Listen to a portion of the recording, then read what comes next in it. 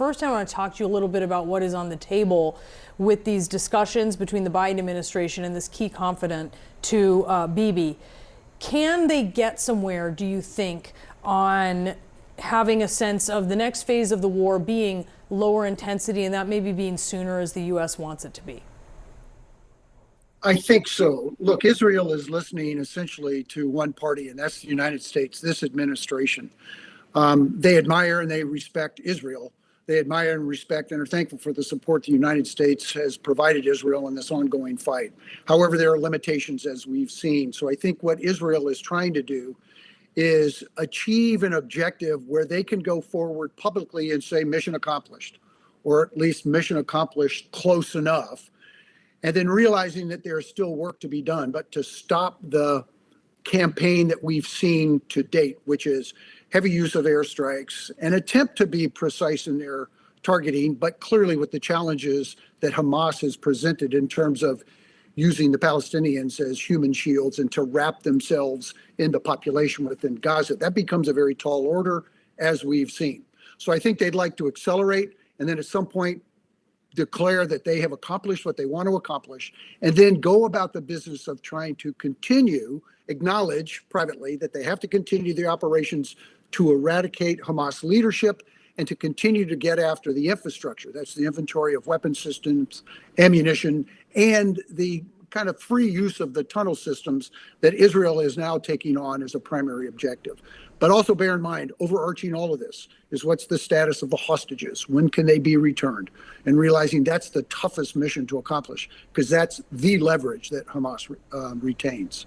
Right, over 100 hostages still in Gaza and away from their families at this point. I want to broaden out for just a second to talk a little more about the region as a whole. The United States, the Biden administration has gone to great lengths to try to keep this war from expanding and spilling over and escalating in a way. And yet we've seen more than 100 attacks on the U.S. by these Iranian proxies. And as Natasha was just reporting, the U.S. obviously striking back in certain instances, including this most recent one.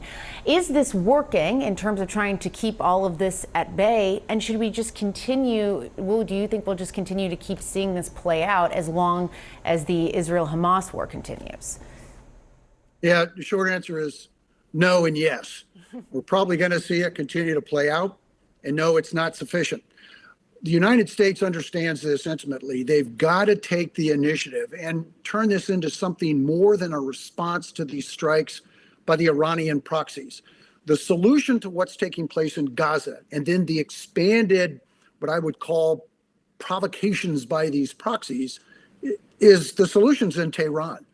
And the United States has got to work an outside-in type of strategy. There has to be some punishing blows against the proxies that do exactly what you've described, prevent the expansion of the fight where Tehran feels like it is being threatened within its own borders.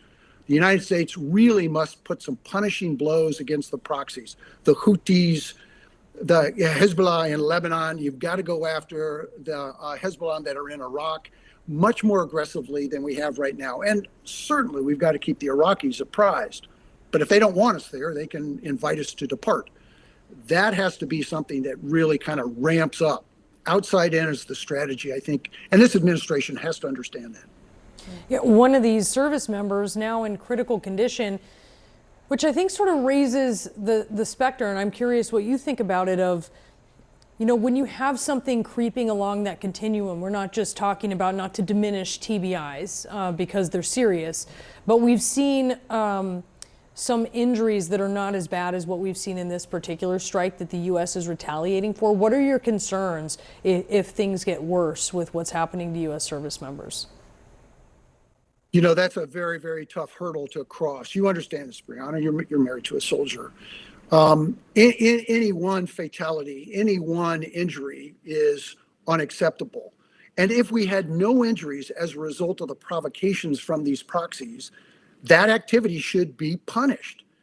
Injuries should not be the standard by which we evaluate what type of a response or what type of action we're going to take so that we can really take the initiative and get these proxies on their heels, to get them worried about going to sleep at night, conducting operations, going to the market, They need to be concerned that the United States and its partners in the region are coming after them. It should not be the number of casualties that are being sustained by the United States, because you just described it.